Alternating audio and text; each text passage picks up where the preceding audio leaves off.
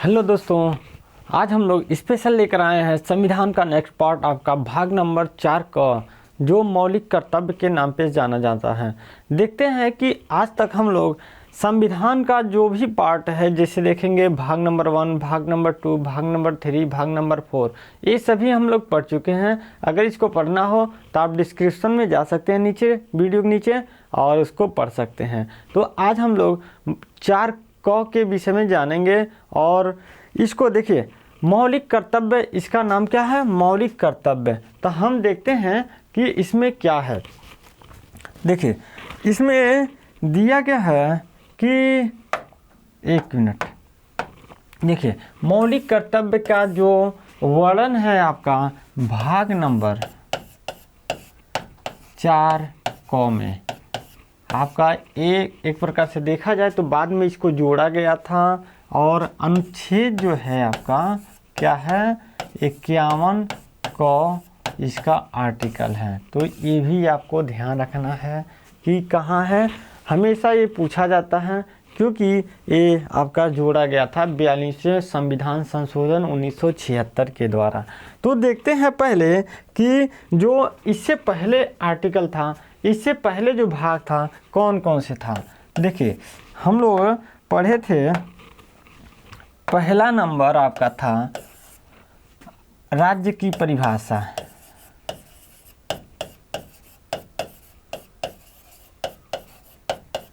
जिसको बोलेंगे कि संघ एवं उसके राज्य। क्या है? संघ एवं उसके राज्य।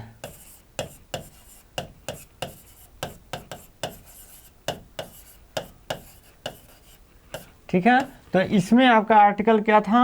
आपका 1 से लेकर 4 तक का वर्णन था। दूसरा नंबर था कि नागरिकता। अगर नागरिकता को देखा जाए तो 5 से लेकर 11 तक का अनुच्छेद था। आपको ध्यान रखना कितना था? 5 से लेकर 11 तक था। तीसरा था आपका मौलिक अधिकार। क्या है? मौलिक अधिकार। तो ये भी आपको ध्यान रखना है। और इसका आर्टिकल कितना था? 12 से लेकर 35 तक का वर्णन था।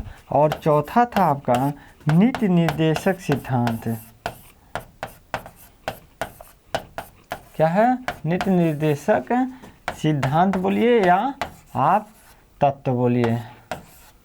ठीक है, इसका जिक्र आपका 36 से लेकर 51 तक वर्णन है। तो देखिए कहाँ कहाँ है आपका। पहले में क्या था? संघ एवं उसके राज्य क्षेत्र, 1 से 4 के बीच में था। दूसरा था नागरिकता, और दूसरा इसमें क्या था? 5 से 11 तक का अनुच्छेद था। और तीसरा है आपका मौलिक अधिकार, जो आपका 12 से लेकर 35 तक का था। और चौथा है आपका नीति निर्देशक सिद्धांत, आपका 36 से लेकर 51 तक था। अब हम लोग क्या पढ़ रहे थे? देखिए, हम लोग क्या पढ़ रहे हैं? भाग नंबर 4 और क। ये आपका जोड़ा गया था, इसको कहाँ रखा गया? 51 क में रखा गया। आपको ध्यान रखना है। देखिए, हम पढ़ते हैं इसको जोड़ा कब गया था, किसके अनुसार जोड़ा गया था। तो देखेंगे कि सरदार स्वर्ण सिंह समिति की अनुशंसा पर संविधान के 42वें संविधान संशोधन 1976 के द्वारा मौलिक कर्तव्य को संविधान में जोड़ा गया था। देखिए, ये सबसे इम्पॉर्टेंट क्या है? इस सरदार स्वर्ण सिंह की समिति जो था आपका, ये अध्यक्ष थे सरदार स्वर्ण सिंह। ठीक है, इन्हीं के द्वारा आपका 42वें संविधान संशोधन 1976 के द्वारा मौलिक कर्तव्य को जोड़ा गया था। देखेंगे कि 42वें संविधान संशोधन को मिनी कॉन्स्टिट्यूशन बोला जाता है, मिनी संविधान बोला जाता है। ये भी याद रखिए, ये भी आपका पूछा जाता है। क्या है? मिनी कॉन्स्टिट्यूशन, मिनी संविधान पूछा जाता है। देखिए, इसे रूस के संविधान से लिया गया है।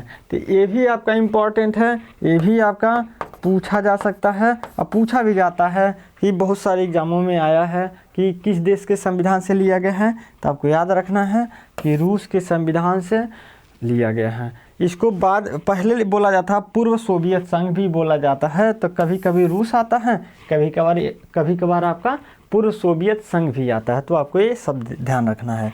देखते हैं, देखिए यहाँ पे अभी जस्ट बताए हैं, इसे भाग 4 क में और अनुच्छेद आपका 51 क में रखा गया है। आपको ध्यान रखना है, थोड़ा सा मिस प्रिंटिंग है, 51 क के तहत रखा गया है, आपको ये भी ध्यान रखना है। सबसे इम्पॉर्टेंट देखा जाए तो आपको यही चीज़ें हैं, भाग 4 क में और अनुच्छेद क्या है 51 क के तहत रखा गया है, आपको ध्यान रखना है।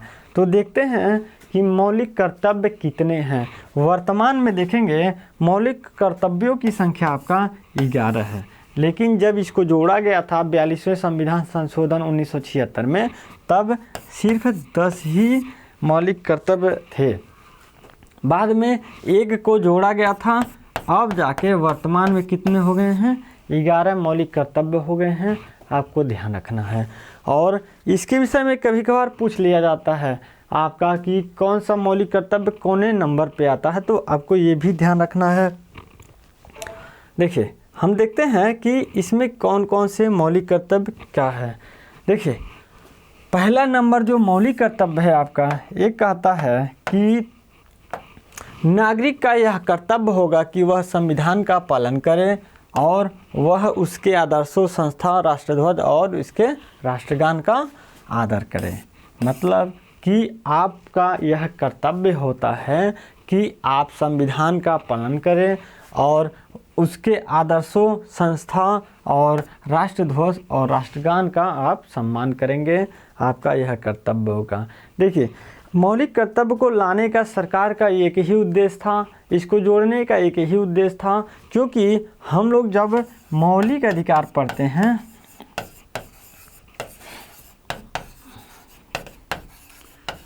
मौलिक जब अधिकार पढ़ते हैं तो इसमें पता चलता है कि ये हमारा अधिकार है, ये हमारा अधिकार है, इसी के तहत हम भारत में रहते हैं और कोई भी चीज़ प्राप्त करने की कोशिश करते हैं, किसी भी चीज़ की आवश्यकता हमें मौलिक अधिकार से पूरा होता है।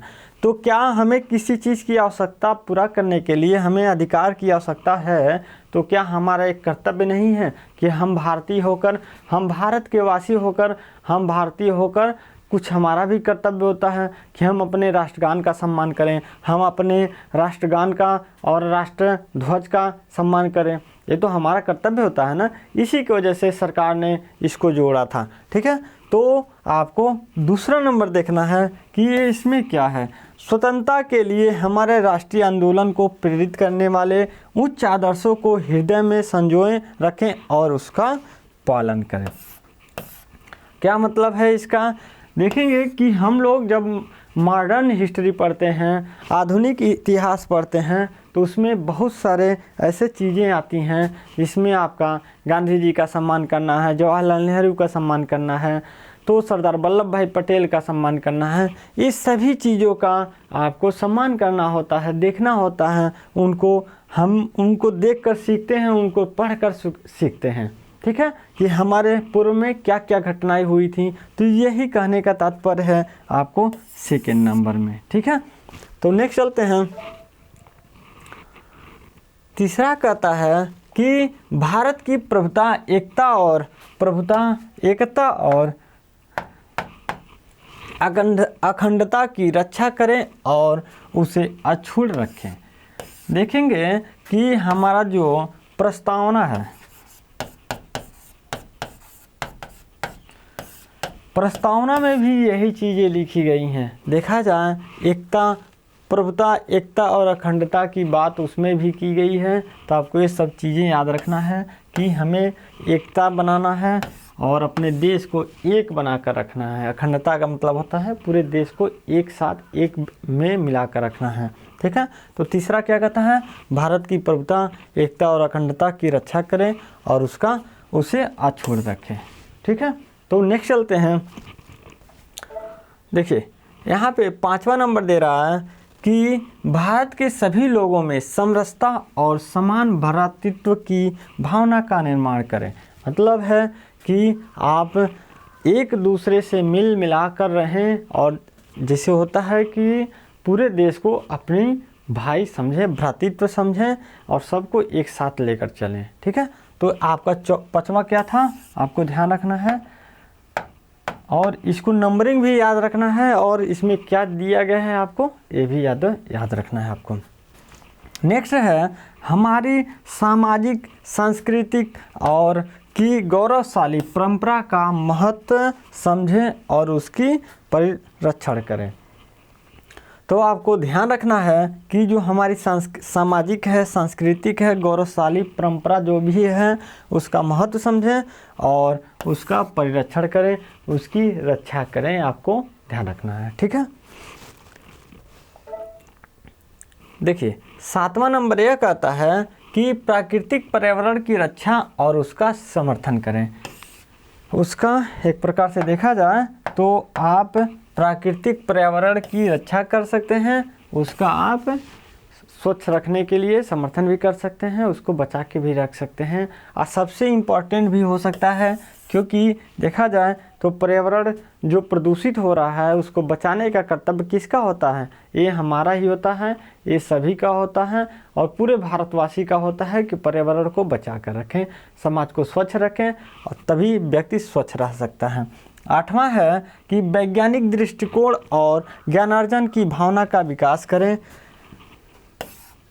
ये बहुत ही एक प्रकार से महत्वपूर्ण वक्तव्य है कि हम जो वैज्ञानिक दृष्टिकोण और ज्ञानार्जन जो हम शिक्षा प्राप्त करते हैं उसका भी भावना का विकास कर सकते हैं, उसको आप बनाए रख सकते हैं। ठीक है, तो आपको ध्यान रखना है।